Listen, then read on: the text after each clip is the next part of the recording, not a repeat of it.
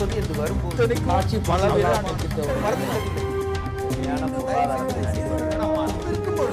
எதிர்த்து பேசிட்டு. வணக்கம். நேர்பட பேசு நிகழ்ச்சியில் உங்களை சந்திப்பதில் மகிழ்ச்சி. இன்றைய நேர்பட பேசு அமர்வில் நாம் விவாதிக்க இருக்கக்கூடிய தலைப்பு செயலின்மை ஊழல் என்று தமிழக அரசை நோக்கி எதிர்க்கட்சிகள் தொடர்ச்சியான குற்றச்சாட்டுக்களை முன்வைத்து ஆர்ப்பாட்டம், போராட்டம், ஆளுநரிடம் மனு கொடுப்பது என்று இயக்கங்களை நடத்தி வருகின்றன. எதிர்க்கட்சிகள் களத்தை சுறுசுறுப்பாக்கக்கூடிய இந்த சூழ்நிலையில் எதிர்க்கட்சிகள் வைக்கக்கூடிய குற்றச்சாட்டுக்கள் அனைத்திலும் ஆதாரங்கள் இருக்கின்றனவா, அல்லது தேர்தலுக்காக முன்வைக்கக்கூடிய குற்றச்சாட்டுகளா, அல்லது இவை ஆய்வுக்கு உட்படுத்தப்பட வேண்டிய ஒன்றா என்கிற தரத்தில் விவாதம் எழுந்திருக்கிறது. அப்படி ஒரு தலைப்பை அடிப்படையாக கொண்டு இன்றைய அமர்வில் நாம் விவாதிக்க இருக்கிறோம். நம்மோடு இந்த விவாதத்தில் பங்கேற்பதற்காக காங்கிரஸ் கட்சியைச் சேர்ந்த ஜோதிமணி அவர்களும், அதிமுகவை சேர்ந்த CR சரஸ்வதி அவர்களும், திமுகவை சேர்ந்த மா சுப்பிரமணியன் அவர்களும், தமிழ் மாநில முஸ்லீம் லீக் கட்சியைச் சேர்ந்த ஷேக் தாவூத் அவர்களும் இணைந்திருக்கிறார்கள். தொடர்ந்து விவாதிக்கலாம். ஜோதிமணி, உங்களிடம் ஆரம்பிக்கலாம் நினைக்கிறேன். ஏன்னா இன்னைக்கு EVK சிலங்கனுடைய ஆளுநர் சந்திப்பு என்பது இன்னைக்கு செய்திகள் ஒரு முக்கியத்துவம் வாய்ந்த செய்தியாக மாறி இருக்கு. 25 துறைகளில் ஊழல், 25 டைட்டில்ஸில் ஊழல் அப்படின்னு ஒரு பட்டியலை கொடுத்துருக்கீங்க. இதுக்கெல்லாம் எங்கே ஆதாரம் அப்படின்னு கேட்டால் ஆளுநரம் கொடுத்துருக்கோம், பத்திரிகையாளரும் கொடுக்க வேண்டிய அவசியம் இல்லை அப்படிங்கிறீங்க. அப்படி வலுவான ஆதாரங்கள் இருந்தால் நீதிமன்றத்தை நாடாமல் ஆளுநர் நாட வேண்டிய அவசியம் என்ன? இல்லை, ரெண்டு விஷயம் நம்ம பார்க்கணும். ஒன்று வந்து அரசியல் கட்சிகள் பொதுவாக மக்கள் மன்றத்தில் தான் போராட்டத்தை நடத்தும். தேவைப்பட்டால் அது நீதிமன்றத்துக்கு எடுத்து செல்லப்படும். இதே மாதிரி 3 மாதத்துக்கு முன்பே தமிழ்நாடு காங்கிரஸ் கமிட்டியின் தலைவர் EVK இளங்கோவன் அவர்கள் செயற்பொறியாளர் M முத்துக்குமாரசாமி தற்கொலை வழக்கில் அதிமுகவை சேர்ந்த விவசாயத்துறை அமைச்சர் அக்ரி கிருஷ்ணமூர்த்தி அவர்கள் சம்பந்தப்பட்டிருக்கிறார்கள், முதலமைச்சருக்கே நேரடியாக தொடர்பு இருக்கிறது என்று அவர் சொன்ன பொழுது இதே மாதிரி தான் பத்திரிகைகள் சொன்னார். என்ன ஆதாரம் இருக்குது, அதெல்லாம் எடுக்க முடியுமா? அன்னைக்கு நாங்கள் ஆதாரம் இருக்கு, தேவைப்படுகிற நேரத்தில் தருவோம் என்று தமிழ்நாடு காங்கிரஸ் கமிட்டியின் தலைவர் சொன்னார். தகுந்த நேரத்தில் அந்த ஆதாரம் அளிக்கப்பட்டது. இன்று அக்னி கிருஷ்ணமூர்த்தி அவர்கள் உள்ளே இருக்கிறார்கள். அந்த ஒரு விஷயம் தான். ஒரு விஷயத்தில் நீங்கள் கொடுத்த ஆதாரங்களோடு வழக்கு பதிவு செய்யப்பட்டு தண்டனை விசாரணை நடைபெற்று வருகிறது அப்படிங்கறத காரணம் காமிச்சு மீதி இருக்கக்கூடிய 24 நீங்க பட்டியலிடல. இந்த 24க்கு என்ன ஆதாரம் இருக்கு? இல்ல, ரெண்டாவது நீங்க கோகோ கோலா நிறுவனத்திற்கான நிலம் ஒதுக்கீடு ஊழல் நாங்க ஒரு பட்டியல் கொடுத்திருக்கோம். தமிழ்நாடு காங்கிரஸ் கமிட்டி தலைவர் ரொம்ப தெளிவா சொன்னார். தோப்பு வெங்கடாச்சலம் அவர்கள் 12 கோடி ரூபாய் கோகோ கோலா நிறுவனத்திலும் லஞ்சம் வாங்குவதற்கான ஆதாரம் என்னிடம் இருக்கிறது. அவங்க முறை தவறித்தான் அந்த இடத்தை விவசாயிகளுடைய நிலத்தை கையகப்படுத்தி அதை கோகோ கோலா நிறுவனத்திற்கு கொடுத்திருக்கிறார்கள் அவர் சொல்றாரு. அப்பவும் இதே மாதிரி குற்றச்சாட்டுகளுக்கான அனைத்து உரிமைகளும் உங்களுக்கு இருக்கு. கோகோ கோலா நிறுவனம் அப்ப சட்டமன்றத்தில் அமைச்சர் என்ன சொன்னாரு? கோகோ கோலா நிறுவனத்திற்கு நாங்க நிலமே கொடுக்கவில்லை என்று சொன்னார். அதற்கப்புறம் EVKS அவர்கள் திரும்பவும் 12 கோடி ரூபாய் 12 கோடி ரூபாய் ஊழல் நடந்திருக்க ஆதாரம் இருக்கிறது என்று சொன்ன பிறகு அனுமதியை கொடுக்காத கோகோ கோலா நிறுவனத்திற்கு அனுமதி ரத்து செய்யப்படுவதாக அதே அமைச்சர் சட்டமன்றத்தில் சுற்றுச்சூழல் அனுமதி பெறவில்லை அப்படிங்கறதா மினிட்ல ரெக்கார்ட்ல இருக்கு. நாங்க நிலம் கொடுக்கவே இல்லைன்னு அமைச்சரோட இதுல இல்ல. நான் என்னுடைய கேள்வி என்னன்னா, இவ்வளவு வலுவாக நீங்க முன் வச்சு 356 பயன்படுத்தி இந்த அரசை கலைச்சிருங்க அப்படின்னு சொல்றீங்க. அவ்வளவு வலுவான குற்றச்சாட்டுக்கு அடிப்படையில இவ்வளவு தூரம் நடந்திருக்கு, இவர் தான் பொறுப்புங்கிற ஆதாரங்கள் மிக தெளிவாக மக்கள் மன்றத்தில் ஆளுநரிடம் ஆதாரங்கள் தரப்பட்டிருக்கிறது. நாங்க இவர் கோர்ட்டுக்கு போனாங்க அப்படின்னா அரசாங்கம் நாங்க கோர்ட்ல ஆதாரங்களை தருவோம். ஆதாரங்கள் தருவதில் என்ன பிரச்சனைனா நீங்க டேம்பர் பண்றாங்க, அதுதான் பிரச்சனை. இப்ப ஆதாரங்களை கொடுக்கறப்ப அதுக்கு சாட்சிகள் இருக்காங்க, சாட்சிகள் மிரட்டப்படுறாங்க. பார்த்த முத்துக்குமாரசாமி கொலை வழக்குல அவர் இறந்த பின்பாடு அவர் குடும்பம் எப்படி மிரட்டி துரத்தப்பட்டதுங்கிற நம்ம பார்த்தோம். அதனால ஆதாரங்களை பத்திரிகையாளர்கள் கோர்ட் கிடையாது. அதனால ஆதாரங்களை தேவைப்பட்ட இடத்துல காங்கிரஸ் யாருமே சொல்ல மக்கள் மன்றத்தில் உண்மைங்க தான் கேக்குறோம். மக்கள் மன்றத்தில் நாங்க வச்சிருக்கோம். நீதிமன்றங்கள் எங்க ஆதாரம் கேட்பதோ ஆதாரம் தேவைப்படுதோ அப்ப ஆதாரம் கொடுக்கப்படும்ங்கிறது தான் எங்களுடைய EVK சிலங்கோன்னு 25 துறைகள்ல பட்டியலிட்டு ஊழல்னு சொல்லியிருக்கிறாரு. திரு மு க ஸ்டாலின் இன்றைக்கு ஓ பன்னீர்செல்வத்திற்கு ஒரு கடிதம் எழுதியிருக்கிறாரு. ராமதாஸ் தொடர்ச்சியாக அக்ரி கிருஷ்ணமூர்த்தி விஷயத்தில் ஊழல் அறிக்கை விட்டிருக்காரு. இன்றைக்கு மட்டும் இந்த முக்கியமான நிகழ்வுகள் அனைத்தும் நடந்திருக்கின்றன. இது இந்த அரசுக்கு மக்கள் மீது ஏற்பட்டக்கூடிய நம்பிக்கையை இழந்து விட்டது இந்த அரசு அப்படின்னு எடுத்துக்கலாமா? அப்படி எல்லாம் கிடையாதுங்க. இப்ப எதிர்கட்சிகளுக்கு ஏதாவது பத்திரிகையில செய்தி வரணும், அவங்க ஆளுங்கட்சியை பற்றி ஏதாவது சொல்லணும். MP எலெக்ஷனை பொறுத்த வரைக்கும் அம்மா யாரோட கூட்டணியும் இல்லாம மக்களை சந்திச்சு 37 இடம் ஜெயிச்சு வந்ததுனால கூட்டணிகள் என்பது யாரும் இன்று எங்களுடன் கிடையாது. ஸோ கூட்டணிகளுக்கு இருக்கவங்களுக்கு ஏதாவது ஒன்று வேணும் இல்லை. இப்போ சமீபத்தில் பெரிய காமெடி பண்ணாங்க. திரு EVK இளங்கோவன் அவர்கள் இங்கேருந்து விஜயகாந்தை கூட்டிகிட்டு நேராக டெல்லிக்கு போகிறேன். ஏங்க அதாவது மேகதாது பிரச்சனை இந்த டாபிக் இல்லை தான் இருந்தாலும் சொல்கிறேன், இவங்களோட அரசியல் நாடகத்தை சொல்கிறேன். மேகதாது பிரச்சனைக்காக விஜயகாந்த் கூப்பிட்ட உடனே இவங்கெல்லாம் போனாங்க. கர்நாடகாவில் யார் ஆண்டுகிட்டு இருக்கா? காங்கிரஸ். ஈவிகே செலவங்க நாங்க போய் பேச வேண்டியதானே, தமிழ்நாட்டுக்கு தனி தரது. ஒரு முடிச்சிடுறேன், இவங்க எல்லாம் சேர்ந்து இன்னைக்கு ஏதாவது ஒரு நாடகத்தை நடத்த வேண்டும், ஏதாவது ஒரு குற்றம் சொல்ல வேண்டும், பத்திரிகையில பேர் வர வேண்டும். விஜயகாந்த் கூட்டு போன அனைத்து கட்சி கூட்டத்தை பன்னீர்செல்வம் கூட்டு போயிருந்தாலும் அனைத்து கட்சியிலும் வந்திருப்பாங்க. எம்பிக்கள் போய் உட்கார்ந்து பேசலையா? அனைத்து கட்சிகளும் பேசலையா? அனைவரும் அதிமுக எம்பிக்கள் தான் விஜயகாந்த் தனியா பிரைம் மினிஸ்டர் அப்பாயின்ட்மென்ட் கிடைக்கல, அவர் எல்லாரும் சேர்ந்து ஒரு நாடகம் நடத்தினாரு. அங்க போய் அவரோட லட்சணம் என்னங்கறது எல்லாரும் கோரிக்கை பற்றி உங்களுக்கு பதில் முதலமைச்சர் சொல்ல வர இல்ல. கர்நாடகத்துல சித்தராமையா அனைத்து கட்சியிலும் கூப்பிடுறாரு, அவர் ஒரு டெலிகேஷனோட போய் சந்திக்கிறாரு, பிரதமரை சந்திப்பதற்கான வாய்ப்பு இருக்கு. அது ஒட்டுமொத்த மாநிலத்தினுடைய பிரதிபலிப்பாக அங்க போய் சேருது. ஆனால் தொடர்ச்சியாக தமிழக அரசு அனைத்து கட்சி கூட்டத்தை கூட்ட தயங்குவது ஏன்? அனைத்து கட்சி விஜயகாந்த் வந்து உட்கார்ந்துருவாரா? திமுக வந்து உட்கார்ந்துருவாங்களா? நாங்க கூப்பிட்டா ஈவிகே செலவங்க வந்து அப்பவும் சொல்லுவாங்க, ஏங்க காவிரி ஆணையம் அமைக்கணுங்கிறதுக்கு ஏங்க இவங்க இதுவரைக்கும் இவ்வளவு பேசுறவங்க காவிரி ஆணையம் அமைக்கணும்னு ஏன் பேச மாட்டேங்கிறாங்க? மேகலாது பத்தி கும்பலோட போய் பேசுறவங்க கர்நாடக அரசு ஏன் கோரி, காங்கிரஸ் தான் ஆண்டுகிட்டு இருக்கீங்க, கொடுங்க. பிஜேபி கூட போறீங்க, பிஜேபியும் சொல்லுங்க, சென்ட்ரல்ல பிஜேபி, கர்நாடகால காங்கிரஸ். ஆக இவர்கள் எல்லாம் சேர்ந்து ஒரு நாடகத்தை நடத்த வேண்டும், எனக்கு ஆளுங்கட்சியை குற்றம் சொல்ல வேண்டும், வேற எதுவும் இல்லைன்னா ஒரு நடையா நடந்து கவர்னர் கிட்ட போய் இவங்க மனு கொடுக்கறது, இது எல்லா கட்சியும் பண்றதுதான். ஏதாவது ஒண்ணா எதிர்க்கட்சி ஒரு மனு தூக்கிக்குவாங்க, நேரா கவர்னர்ட்ட போவாங்க. இன்றைக்கு ஸ்டாலினுடைய நீங்க காங்கிரஸ் ஊழலை பத்தி பேசவே கூடாது. இந்தியாவுல ஊழலுடைய ஊற்றுக்கண்ணே காங்கிரஸ் தான்.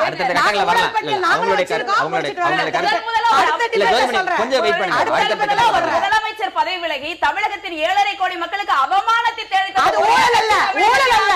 அளவுக்கு அதிகமா சொத்து சேர்த்தது உங்கள மாதிரி கார்கள்ல ராணுவ வீரர்கள் கட்டின வீட்டை கொள்ள அடிச்சது காங்கிரஸ். நம்ம அதுக்கு வரலாம். திரு மாசுமணி ஸ்டாலின் பட்டியலில் அவங்களுடைய கருத்துக்களை கேட்டு வரலாம். கொஞ்சம் காத்திருங்க. இல்ல அதை பற்றி விவாதிக்க நமக்கு நேரம் கொஞ்சம் காத்திருங்க. இந்த மடல் இல்ல அவர் முன்வைத்திருக்கக்கூடிய பல விஷயங்களுக்கு முகாந்திரம் இருக்கின்றன, விவாதிக்கக்கூடிய விஷயங்களாக நம்ம எடுத்துக்கலாம். ஆனால் டாஸ்மார்க் போன்ற விஷயங்களை தொடர்ச்சியாக மீண்டும் மீண்டும் திராவிட முன்னேற்ற கழகம் முன்வைத்து அதன் மூலமாக இந்த அரசு வருமானத்தை ஈட்டுகிறது அப்படின்னு சொல்லும்போது, டாஸ்மார்க் திமுக ஆட்சி காலத்திலும் இருந்தது, அப்போதும் டாஸ்மார்க் எண்ணிக்கை குறைக்க வேண்டிய போராட்டங்கள் நடந்தது. அந்த கோரிக்கையை மீண்டும் மீண்டும் திமுக மற்ற கட்சிகளை போல முன்வைக்க வேண்டிய அவசியம் என்ன? இல்ல வேற எந்த பிரச்சனையும், வேற எந்த நிர்வாகத்திலும் இந்த கவர்மெண்ட் தலையிடல. இந்த நிர்வாகம் ஒட்டுமொத்தமாய் செயலிழந்து இருக்கிறது. இதுவரை ஓ பன்னீர்செல்வம் பொறுப்பேற்ற நாள் முதலாக இருந்தாலும் சரி, அல்லது இந்த அதிமுக அரசு பொறுப்பேற்ற நாள் முதல் சொல்லப்பட்ட எந்த வாக்குறுதியும் நிறைவேற்றப்பட, அந்த கடிதத்தில் நிறைய செய்திகள் சொல்லப்பட்டிருக்கிறது. இந்த அதிமுக அரசு பொறுப்பேற்ற நாள் முதல் இதுவரை அவர்கள் 110 அறிவித்த விஷயங்களாக இருந்தாலும் சரி, அல்லது வாக்குறுதிகளாக ஜெயலலிதாவாலோ அல்லது ஓ பன்னீர்செல்வத்தாலோ சொல்லப்பட்ட விஷயங்களாக இருந்தாலும் சரி, இதுவரை இந்த அதிமுக நிர்வாகம் வந்ததுக்கு பிறகு நிர்வாகத்தை மேம்படுத்துவதற்கு, அந்த அரசின் கட்டமைப்பை மேம்படுத்துவதற்கு இது மாதிரி எந்த விஷயமும் தமிழ்நாட்டில் பண்ணல அப்படிங்கிறது மிகப்பெரிய அளவிலான கடிதத்தையும். ஒரே ஒரு விஷயம், இந்த டாஸ்மார்க்ல கவனம் செலுத்தி வருவாயை கூடுதலாக ஈட்டுகிற முயற்சியை தவிர வேற எதுவுமே பண்ணல அப்படிங்கறது அவருடைய குற்றச்சாட்டு. அவர் கடிதத்துல நிறைய விஷயங்கள் விவாதிக்கலாம். எனக்கு என்னுடைய கேள்வி என்னன்னா, இது போன்ற விஷயங்களை முன்னிறுத்துவதா இருக்கட்டும், இல்ல பிற எதிர்க்கட்சிகளோட சேர்ந்து இயக்கங்கள் நடத்துவதா இருக்கட்டும், இந்த நிகழ்வுகளுக்குள் திமுக தன்னை தீவிரமாக ஈடுபடுத்திக் கொண்டது செப்டம்பர் 27, 2014 பிறகுதான். அதற்கு முன்பு வரை ஒரு பிரதான எதிர்க்கட்சியாக எந்த வகையிலும் திமுக செயல்படவில்லை. அதுவே இப்ப இந்த 4 வருஷமா நாங்க நடத்தின போராட்டங்களை பட்டியல் போட்டு தர தயாரா இருக்கிறோம்.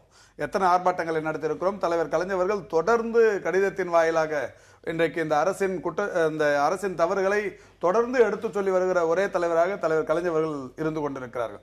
தினந்தோறும் அவருடைய அறிக்கை வராத நாளிலே இந்த அரசை சுட்டிக்காட்டாத, இந்த அரசின் குறைகளை சுட்டிக்காட்டாத நாளே இல்லை என்று சொல்லப்படுகிற அளவுக்கு தொடர்ந்து செய்து கொண்டிருக்கிறார்கள். எனவே இப்பொழுதுதான் ஏதோ சமீபத்தில் தான் இந்த அரசை நாங்கள் தொடர்ந்து குறை கூறி வருகிறோம் அப்படிங்கறதுதான் இல்ல, நிறைய தொடர்ந்து அந்த அரசை தேவையான விஷயங்களுக்காக தொடர்ந்து குறை கூறி கொண்டு இன்னைக்கு அனைத்து எதிர்க்கட்சிகளும், பெரும்பான்மை எதிர்க்கட்சிகள் ஒரு அணியில் நின்று பல கருத்து வேறுபாடுகளை கடந்து கூட அரசை குற்றம் சுமத்துவதில், அரசை நோக்கி விமர்சனம் முன்வைப்பதில் ஒன்றிணைந்திருக்கிறாங்க.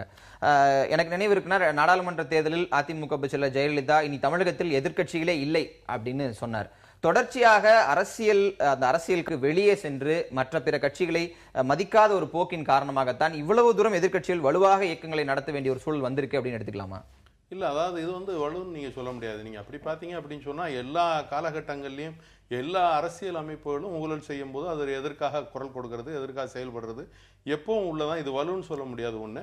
ரெண்டாவது, நீங்கள் சொன்ன மாதிரி முன்னால் நீங்கள் சொன்ன கருத்து மாதிரியே 2016 வர்ற வரைக்கும் இந்த ஒரு வருஷத்துக்கு வரைக்கும் 15 வரைக்கும் காத்திருந்து இந்த 15 வருது தேர்தல் வரப்போகிறது அப்படிங்கிறதுக்காக இவங்க எல்லாரும் மக்களை மறக்கடிக்கிறதுக்கு, அதாவது இவர்கள் செய்த ஊழல்களை எல்லாம் மறக்கடிக்கிறதுக்கு அனைத்து இந்திய அண்ணா திராவிட முன்னேற்ற கழகத்து மேல அந்த மாதிரி ஒரு ஊழல் பட்டியலை கொடுப்போம் அப்படிங்கிற மாதிரி போய் பட்டியல் கொடுத்துருக்காங்களே தவிர இது ஒன்றும் பெருசா ஒன்றும் இவங்கள்ட்ட இருக்கிற மாதிரியோ இல்ல பெருசா இவங்க செயல்பாடு. முத்துக்குமார் சாமி வைத்த குற்றச்சாட்டுக்கு அந்த அமைச்சரை நீக்கிறாங்க, அவர் கைது செய்யப்படுறார், அதெல்லாம் ஒரு முகாந்திரம் இருக்கிறதா அரசு நடவடிக்கை இறங்குது. இது மாதிரி முன்னாலேயும் பல காலகட்டங்கள்ல திமுக அரசுலயும் ஏற்பட்டிருக்கு. திமுக அமைச்சர்கள் விலக்கப்பட்டிருக்காங்க. அவர் KKNP ராஜா அவருடைய சன்னு, மத்த போக்குவரத்து அந்த மாதிரி எல்லாம் இருக்கு நிறைய. அவரோட பதவி விலகலுக்கும் இதுக்கும் அதே மாதிரி டாஸ்மார்க் இது வந்து நேரடியா ஊழல் செய்து நேரடியாக இந்த பணி நியமனத்தில் பணத்தை கேட்டு பெற்றதற்காக நடைபெற்ற ஒரு முறைகேடு. அது வந்து ஒரு பிரைவேட் அவங்க தனிப்பட்ட விவகாரத்தில் ஏற்பட்ட பிரச்சனைகளுக்கும் ஒரு அரசு நிர்வாகத்தை பயன்படுத்தி ஒருத்தருக்கு சாவறதுக்கு காரணமா இருந்ததுக்கும் நிறைய வித்தியாசம். அதே மாதிரி இந்த டாஸ்மார்க்கை பத்தி மாசு சொன்னாங்க, மாசுப்ரமணியன் சொன்னாரு. இவங்க இருக்கும்போது எலைட்னு சொல்லிட்டு இவங்களுடைய பினாமியல் எல்லாம் பண்ணி அந்த கம்பெனிகள் விற்பனைக்கு போறது கொள்றதுக்காக இவங்களும் அதை அதிகமாகத்தான் பண்ணியிருக்காங்க, அதிகமாகத்தான் செலவு. அதுக்காக இந்த கட்சி தான் பண்ணிருச்சு அந்த கட்சி தான் பண்ணலைன்னு நம்ம அதை சொல்ல முடியாது. ஆக மொத்தத்துல இப்ப நீங்க என்ன சொல்ல வரீங்க? அந்த கட்சியும் செஞ்சு இந்த கட்சியும் இல்ல அப்படி இல்ல. அதாவது தேர்தல் நெருங்கியதின் காரணமாக இவர்களுடைய முனைப்போடு செயல்படுறாங்க. அதாவது மக்கள் மத்தியில இவர்கள் மேல உள்ள ஊழல் குற்றச்சாட்டுகளை நீங்க பாத்தீங்க அப்படின்னு சொன்னா 2G ஸ்பெக்ட்ரம்ல இருந்து காங்கிரஸுடைய நிலைப்பாடு என்ன இருக்கு அப்படிங்கிறது எல்லாருக்குமே தெரியும். அப்ப அந்த காங்கிரஸ் கம்ப்ளீட்டா அந்த நிலையை குற்றச்சாட்டுகள் அப்படின்றது ஒரு பார்ட் சுமத்தப்படுவதுங்கிறது ஒண்ணு. குற்றச்சாட்டுகளுக்கு ஆளாகி குற்றம் சுமத்தப்பட்டு இவர் குற்றவாளி என்று நிரூபிக்கப்பட்டு சிறை தண்டனை பெற்று இப்ப ஜாமீன்ல இருக்கிறதுங்கிறது ஒண்ணு. ரெண்டுத்தையும் பார்க்கலாம்ல. இல்ல அவங்க பேர்ல இல்லையா, அவங்க பேர்ல குற்றச்சாட்டு நிரூபிக்கப்படலையே. இல்ல குற்றச்சாட்டு எந்த வழக்குல குற்றச்சாட்டு எது நிரூபிக்கப்பட்டதுக்கு பிறகுதானே 4 ஆண்டு தண்டனையும் 100 கோடி அபராதமும் 4 ஆண்டு தண்டனையும் 100 கோடி அபராதமும் இந்தியாவுல வேற எந்த அரசியல்வாதிக்கு வந்தது?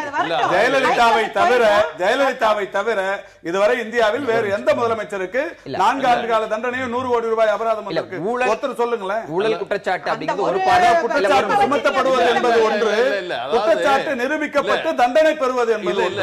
இதுல வந்து போறாரு எப்படின்னு கேட்டீங்கன்னா, இந்த 2011 ஒரு சட்டம் வந்துச்சுல, அதன் காரணமாகத்தான் இன்றைய முன்னாள் முதல்வர் இல்லைன்னு சொன்னா கருணாநிதி போன்றவர்களுக்கும் இந்த பிரச்சனை இருந்திருக்கும், இல்லாம இருந்திருக்காது. புரியுதா உங்களுக்கு? சட்ட மாற்றங்கள் எந்த அடிப்படையில் அந்த குற்றச்சாட்டு நீங்க முன்வைக்கிறீங்க? கருணாநிதிக்கும் இந்த சட்டம் பொருந்தி இருக்கும் குற்றச்சாட்டு எந்த அடிப்படையில்? நீங்க முதல்ல பாத்தீங்கன்னு சொன்னா சர்க்காரியா கமிஷன்ல எல்லாம் எத்தனை அவங்களோட குற்றச்சாட்டு எந்த வழக்கில் இருந்து வெளி வந்திருக்காரு. வணக்கத்துக்குரிய தளபதி அவர் மீதும் தலைவர் மீதும் அந்த மேம்பாலங்கள் கட்டினாங்கன்னு ஒரு குற்றச்சாட்டு சொல்லி ஒரு 10 நாள் ஜெயில வச்சாங்க. அதிமுக அரசு 2001 பதவியேற்றதுக்கு பிறகு சிறைக்கு அனுப்பினார்கள். ஆனா அதுல என்ன நடந்தது? இது வரைக்கும் ஷார்ட் ஷீட்டே போடல. ஒரு குற்றப்பத்திரிகை கூட தாக்கல் செய்யாமல் ஒருவரை கைது செய்வது என்பது அதிமுகவின் வாடிக்கை. ஆனா ஜெயலலிதாவுக்கு கிடைத்திருப்பது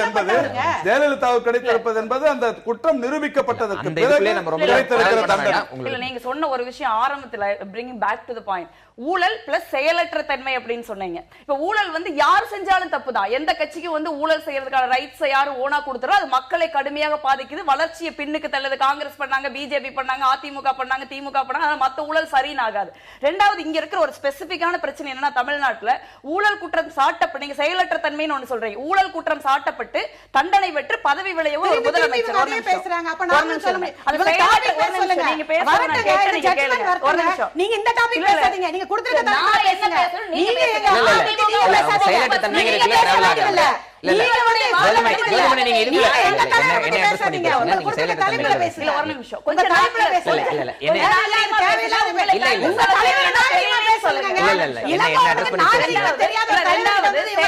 தன்மை அப்படின்னு வர்றப்ப நான் சொல்ல விரும்புறது என்னன்னா, அவங்க என்ன பேசணுமோ அதுக்கான ரைட்ஸ் அவங்களுக்கு இருக்குது. அடுத்தவங்க பேசணும் டிக்டேட் பண்ணலாம்.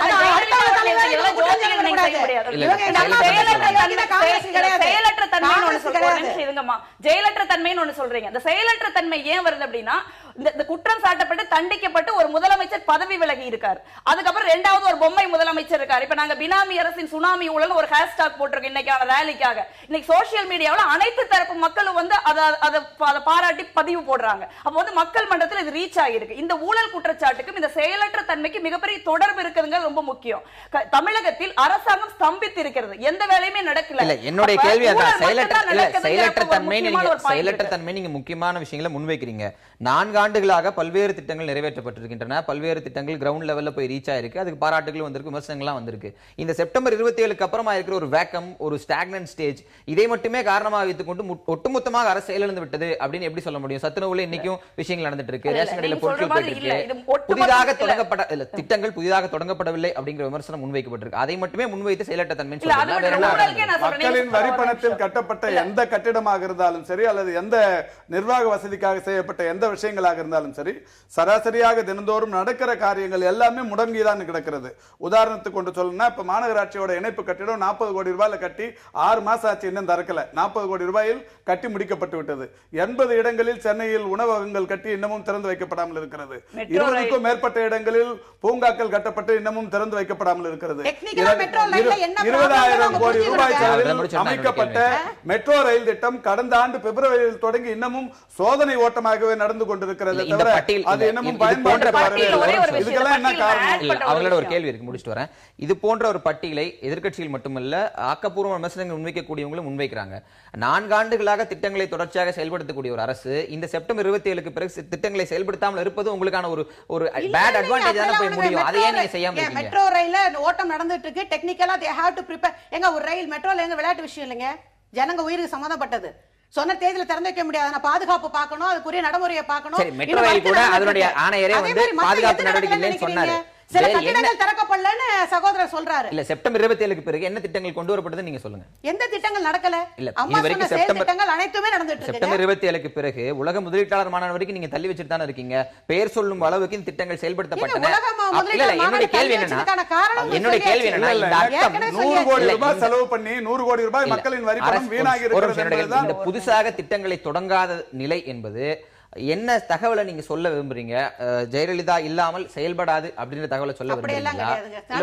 திட்டங்கள் நடந்துட்டு தான் இருக்கு, செயல்பட்ட காரியங்கள் செயல்பட்டுட்டு தான் இருக்கு. இவர் சொன்ன மாதிரி சில கட்டடங்கள் இன்னும் திறக்கப்படாம இருக்கு, அதுவும் விரைவில் திறக்கப்படும். எதுவும் நிக்கல. இப்ப ஸ்கூல் திறக்க போது ஸ்கூல் பிள்ளைங்க கொடுக்க முடியாது, புக்ஸ் எல்லாம் நின்னு போச்சா, யூனிஃபார்ம் நின்னு போச்சா? அரசாங்கத்தின் வேலையே இல்ல. விலையில்லா நோட்புக்ல இருந்து எல்லாம் நான் சாப்பிடுறது அரசாங்கத்தின் வேலையா? நீங்க சாப்பிடுறது அரசாங்கத்தின் வேலையா? நீங்க காலையில இருந்து கிளம்புறது அரசாங்கத்தின் வேலையா? இதெல்லாம் அரசாங்கத்தின் வேலை இல்ல. ஆனா எதுமே செயல்படவே இல்ல. அரசாங்கத்தின் வேலைங்கிறது இவங்க டெய்லி காலையில எழுந்துக்கிறதும் சாப்பிடுறதும் தூங்குறதும் அரசாங்கத்தின் வேலை இல்ல. அது கிடையாது. ஒரு நிமிஷம், நீங்க சொல்ற பேசிக் பாயிண்ட் நான் டிஸ்பியூட் பண்றேன். நீங்க 4 வருஷமா நடந்ததுங்கறீங்கல்ல, இப்ப நீங்க ஊழல் குற்றச்சாட்டுக்கு என்ன முகாந்திரம் இருக்குன்னு கேக்குறீங்க. அதுல பட்டியல சிலத மட்டும் டைம் கருதி மின் கொள்முதல் ஊழல் 3000 ரூபாய்க்கு தான் மின்சாரம் வாங்க முடியும், 15 ரூபாய்க்கு மின்சாரம் வாங்குறாங்க. மறுக்க சொல்லுங்க மின்சார வாரியத்தை. இவங்க வாங்குற ஒரு யூனிட் மின்சாரம் ஒவ்வொரு யூனிட் மின்சாரத்துக்கும் ஒவ்வொரு யூனிட் அது கொடுக்கலாம். ஆனா ஒவ்வொரு யூனிட் இவங்க வாங்குற ஒவ்வொரு யூனிட் மின்சாரத்திற்கும் 3 யூனிட் வந்து இழப்பு ஏற்படுது. இதனுடைய பலன் மக்கள் தலையில வந்து 3 முறை மின் கட்டணம் ஏத்தியாச்சு. இரண்டாவது இவங்க அதுக்குள்ள நம்ம கன்ஃபைன் ஆகி பேசலாம். நீங்க மின்சாரத்தை கூடுதலாக விலை கொடுத்து வாங்குறாங்க, இதுல ஊழல் அப்படின்னு நீங்க சொல்றீங்க இல்லையா? கூடுதலாக விலை கொடுத்து வாங்கும்போது அரசுக்கு நஷ்டம் ஏற்படுகிற வாதத்தை ஏத்துக்கலாம். ஊழல் எந்த இடத்துல வருது? இல்ல, 3,000 ரூபாய்க்கு வாங்க வேண்டியதை 15 ரூபாய்க்கு வாங்கினா ஏன் வாங்குறாங்க? ரெண்டாவது இன்னைக்கு நீங்க பாத்துருக்கீங்க, அதுக்கான வலுவா இல்ல என்னன்னா அறிக்கைகள் தொடர்ச்சியா அதுக்கு சொல்ல ஜெய்சிங் சொல்லிருக்காரு. இன்னைக்கு ஜெய்சிங் சொல்றாரு அதுக்குள்ள போகாதீங்க. இல்ல, மின்சாரத்துக்குள்ள பேசலாம். 160 ரூபாய்க்கு வாங்க வேண்டிய விவசாயத்திற்கான நுண்ணூட்டச்சத்தை மினிஸ்டர் வந்து 120 ரூபாய்க்கு வேற ஒரு கம்பெனில வாங்கணும் கட்டாயம். அப்ப இந்த 60 ரூபாய் யாருக்கு போகுது? ஊழல் நீங்க எப்படி சொல்றீங்க? நீங்க சொன்ன குற்றச்சாட்டுகள் எல்லாமே தவறுன்னு ஆர்கியூ பண்ணல. நீங்கள் முன்வைக்கக்கூடிய 10 குற்றச்சாட்டுகள் இருக்குன்னா 2 குற்றச்சாட்டுக்கு ஆதாரத்தை வைத்துவிட்டு அடிஷனலா 8 ஏன் சேர்த்தீங்க? 8 இல்ல, இன்னும் சொல்ல போனா முட்டை ஊழல்ங்கிறது ஈனி கேஸ் கொடுத்த பட்டியல முட்டை ஊழல் இல்ல. இதற்கெல்லாம் முன்பு சொல்லப்பட்ட ஊழல் முட்டை ஊழல் இந்த பட்டியல கிடையாது. அப்ப 26 சேர்த்துங்க. முட்டை ஊழல் வந்து முட்டை ஊழல் வந்து 3000 ரூபாய்க்கு வாங்கக்கூடிய முட்டை ஊழல் 5 ரூபாய்க்கு வாங்கணும் ஈவிகேஎஸ் அவர்கள் சொன்னார்கள். இதற்கு வந்து ஒரு வழக்கு தொடுத்திருக்காரு வேலூர்ல இருந்து. இன்னைக்கு உயர்நீதிமன்றத்துல வழக்கு நடக்குது. ஏன்னா மாவட்டங்கள் லெவல்ல டெண்டர் இருந்தது. இந்த வழக்கு சில கேள்வி 3000 ரூபாய்க்கு வாங்குறாங்க. அப்ப ஊழலே நடந்துட்டு ஒரு அரசாங்கம் நல்ல அரசாங்கம் நீங்க எப்படி சொல்ல முடியும்? ஒரு அரசியல் அமைப்புல இல்ல, செப்டம்பர் 27க்கு அப்புறம் தான் இந்த பிரச்சனை வருதா? நீங்க ஜெயலலிதா அவர்களோட வழக்கு தொடர்புபடுத்தி பேசுறீங்க. அப்படி கிடையாது. ஈவிகேஎஸ் அவர்கள் பதவியேற்றது வந்து நீங்க வந்து அக்டோபர்ல அவர் பதவியேற்றதுல இருந்து தொடர்ந்து அதிமுக அரசுக்கான குற்றச்சாட்டுகளை அக்னி கிருஷ்ணமூர்த்தி இருந்து முன் வச்சிருக்காரு. இன்னைக்கு அவர் வந்து அப்படி ஒரு விஷயத்தை நீங்க முன் வச்சீங்கன்னா காங்கிரஸ்ல இருந்து தமிழ் மாநில காங்கிரஸ் பிரிஞ்சதுனாலையும் இருப்ப தக்க வச்சுக்கிறனாலையும் நீங்க கருப்பொருளாக ஆளுங்கட்சி எதிர்ப்பு அப்படிங்கிற விஷயத்தை எடுத்திருக்கீங்க அப்படிங்கிற விமர்சனம் ஒரு தலைவரோட ஒரு எதிர்க்கட்சி தலைவரோட வேலை என்ன? ஒரு நடக்கின்ற அரசாங்கம், எந்த எதிர்க்கட்சி தலைவரா இருந்தா ஒரு நடக்கின்ற அரசாங்கம் ஊழல் செய்கிறது, மக்கள் பாதிக்கப்படுகிறார்கள், நீங்க ஏதாவது நீங்க டிரைவர் கண்டக்டர் நீங்க எல்லாத்துக்கும் ஒரு ரேட் இருக்கு இல்லைன்னு மறுக்க சொல்லுங்க. மக்கள் ஒரு ஜனநாயக அமைப்புல எதிர்க்கட்சிகள் அப்படின்னு இருந்தா அரசுடைய செயல்பாடுகள் பற்றியும் ஊழல் குற்றச்சாட்டுகள் முன்வைப்பது என்பது யதார்த்தம். அதை அவர் செய்ய வேண்டியது அவருடைய கடமை. ஆனால் எதிர்க்கட்சி முன்வைக்கக்கூடிய அனைத்து குற்றச்சாட்டுகளுக்கும் பதில் குற்றச்சாட்டு இல்லாம இங்க நீ அவமதிப்பு வழக்குகள் தான் வருது. தொடர்ச்சியாக நாளொன்றுக்கு ஒவ்வொரு அமைச்சரும் ஒவ்வொரு அவமதிப்பு வழக்கு போடுறாரு. அப்ப அரசு கிட்ட மடியில ஏதோ கனம் இருக்கிறனால அவமதிப்பு வழக்குகள் வருதுன்னு எடுத்துக்கலாமா? இல்ல, அதாவது அவமதிப்பு வழக்குங்கிறது என்னன்னு கேட்டீங்கன்னா, இவங்க எந்த ஆதாரமும் இல்லாம குற்றச்சாட்டு சொல்றாங்கிறதுனாலதான் அவமதிப்பு வரும். ஏன்னா அரசு, நீங்க சொன்ன மாதிரி அரசு மடியில கனம் இருந்தா, அமைச்சர் கடன் இருந்தா அவமதிப்பு வழக்குக்கு அவர் போக மாட்டாரே, அவரே பயந்தானே இருப்பாரு. எப்படி அவமதி வழக்குக்கு போறாரு? அதனால அவர் தைரியமா இருக்கிறதுனாலதான் அவமதி இக்னோர் பண்ணிட்டே போயிரலாமே. இல்ல, அது உங்க மேல எந்த விதமான பிரச்சனை இல்ல.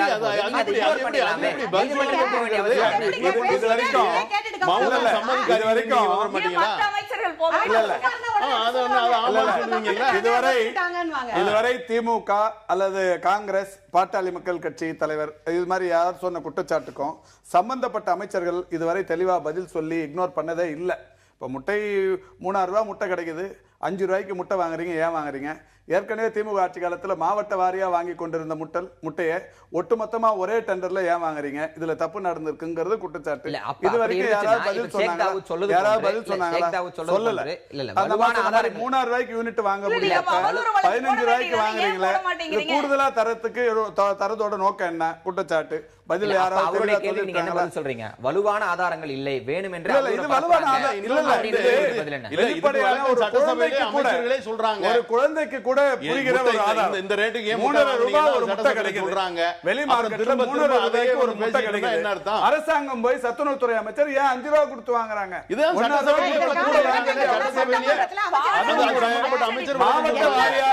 மாவட்ட வாரியா தனித்தனி டெண்டர் விட்டு இந்த மாவட்டத்துக்கு 25,000 முட்டை வேணும், இந்த மாவட்டத்துக்கு 50,000 முட்டை வேணும், தனித்தனியா வாங்கிட்டு இருந்தது ஒரே டெண்டர் மூலம் வாங்க வேண்டிய அவசியம் என்ன? கிரானைட் ஊழலை விசாரிக்கிற சகாயம் அவர்களுக்கு இந்த அரசாங்கம் எவ்வளவு பெரிய நெருக்கடி ஒரு நேர்மையான அதிகாரி பால் பண்ணிட்டு இருக்காரு வைத்தியநாதன். வைத்தியநாதன் சின்ன குழந்தையில இருந்து எனக்கு தெரியும். வைத்தியநாதன் சின்ன குழந்தையில இருந்து தெரியும். சைதாப்பேட்டைக்காரர் அவரு பிறந்ததுல இருந்து அவர் அவங்க அப்பா யாரு, அவங்க அப்பா நடராஜன், அவங்க அம்மா விஜயலட்சுமி, அவர் வைத்தியநாதன் யாருங்கிறதுலாம் எங்களுக்கு தெரியும். அவர் காங்கிரஸ் சொல்றாங்க, அது பொய். அவர் ஆரம்பத்துல இருந்து அதிமுக எதிர்த்து பேசிட்டு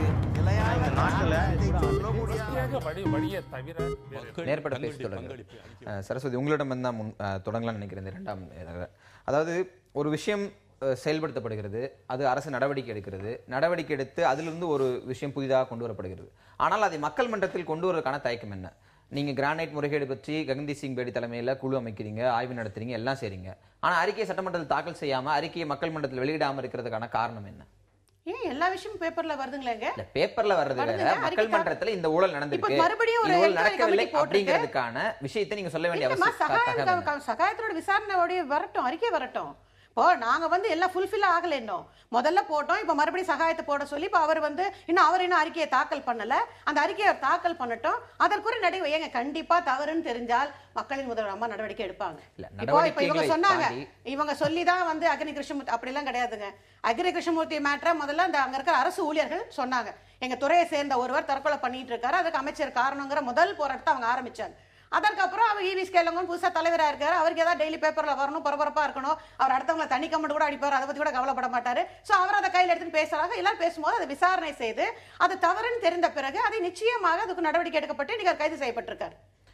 அதே கட்டத்தில் தான் எதிர்க்கட்சியில் முன்வைக்கூடிய குற்றச்சாட்டுகளுக்கு நீங்க அவமதிப்பு வழக்கு போன்ற விஷயங்களை போகாமல் அதில் முறையான விசாரணை நடத்தி இவர்கள் சொன்னது இந்த அடிப்படையில் போய் இந்த அடிப்படையில் தவறு அப்படின்றது நீங்க பதில் சொல்லிட்டு இருக்க முடியாதுங்க. மக்கள் மன்றத்துக்கு கொண்டு வரலாம். அவங்க அதாவது திருவிளையாடல் நாகேஷ் தான் பாட்டு எழுதி பேர் வாங்கும் புலவர் இருக்கிறார்கள், குற்றம் கண்டுபிடித்தே பேர் வாங்கும் புலவர் இருக்காங்க மாதிரி குற்றம் சொல்றதே எதிர்க்கட்சி வேலையா வச்சு அது என்னத்துக்கு பதில் சொல்லணுமோ அதற்குரிய பதிலை அரசாங்கம் சொல்லும். மேடம் சொன்னாங்க சகாயம் கேஸோட ரிப்போர்ட் வந்ததுக்கு அப்புறம் தெரியும். அந்த ரிப்போர்ட் வருமாங்கிறது தான் இப்ப பிரச்சனை. என்னன்னா சகாயம் என்னைக்கு அதை ஆரம்பிச்சாரோ அன்னைக்குல இருந்து அவரை வந்து கண்காணிக்கிறது, அவரோட அலுவலகத்தை வந்து என்ன மாதிரியான விஷயங்கள் நடக்குது. ஒரு துணை வட்டாட்சியர் இப்ப செத்துருக்கிறாரு, அதுக்கான மர்மம். இப்ப சகாயமே உருப்படியா மதுரையிலிருந்து சென்னை வந்து சேர்வாராங்கிற ஒரு மிகப்பெரிய சந்தேகம். குடும்பத்தாரால செத்து போனா கூட அரசு தான் காரணங்கிற மாதிரி ஆயி போச்சு இன்னைக்கு இருக்கிற எதிர்க்கட்சிகள். அவங்க சொந்த குடும்ப பிரச்சனையில மன உளைச்சல்ல செத்து போனா கூட அதற்கு ஆளுங்கட்சியோட மரணத்தை அவமதிக்கிற ஒரு என்னங்க பேசுறீங்க உங்க? அதெல்லாம் அவரை நான் சொல்லல, பொதுவா சொல்றேன். இன்னொரு அரசு செத்து போனா 2-3 அரசு அதிகாரிகள் தற்கொலை முயற்சி பண்ணும் போதும் தற்கொலைக்கு உள்ளாக்கப்பட்ட போதும் எங்களுக்கான நீங்க ஒரு மருத்துவத்துல வேலை செய்யறவரு என் மன உளைச்சல் காரணமா நான் தற்கொலை பண்ணிட்டேன். அது எங்க ஒரு வேலை பார்க்கும் போது இப்ப நீங்க உட்கார்றீங்க இன்னைக்கு இந்த டிபேட்டை தயார் பண்றதுக்கு mentally also you must be prepared. So physically strain mentally strain பண்ணி தான் நீங்க இந்த டிபேட்டை உட்கார்ந்து கேள்வி கேட்க முடியும். ஒரு வேலை செய்யும் போது மன உளைச்சல் வந்து அந்த வேலை செய்ய முடியாம நான் தற்கொலை பண்ணிட்டேன். வேலையில எனக்கு மன உளைச்சல் வர்றது வேற, எனக்கு இருக்கக்கூடிய மேலதிகாரி எனக்கு கொடுக்கிற இன்னைக்கு இருக்கிற அரசு டாக்டர்கள் டயத்துக்கு வரலன்னா யாருங்க கேட்கணும்? ஆரம்பம் தானே கேட்கணும். டாக்டர் ஸ்ட்ரைக்குக்கு வரலனா மக்கள் பதில் சொல்ல வேண்டாம். அவர் வந்து பணி நடத்தை சரியில்லை, அதனால அவர் மன உளைச்சல் என்ன சொல்றாரு? என்னால கண்ட்ரோல் பண்ண முடியல, அவங்கள கேள்வி கேட்க முடியல, அதனால எனக்கு மன உளைச்சல்னா அந்த பொசிஷன்ல உட்கார்றவங்க கேட்டுதான் ஆகணும். இல்ல அவங்க சொல்றது அந்த முத்துக்குமாரசாமி விஷயத்தை சொன்னா புரியும். இவங்க வந்து நீங்க வந்து 60 லட்சம் ரூபாய் நான் டிரைவர் கிட்ட இருந்து லஞ்சம் வாங்கி டிரைவர் அப்பாயின்மெண்ட் இருந்து எனக்கு கொடுக்கணும்னு சொல்றாரு அமைச்சர். அதுக்கு ஒரு கெடு விதிக்கிறார். அவர் ஒரு நேர்மையான அதிகாரி, அதை புரட்ட முடியாம 30 லட்சம் ரூபாய் ஒரு PF லோன் கேட்கிறார், 30 லட்சம் ரூபாய் கடன் வாங்க முயற்சி பண்றாரு.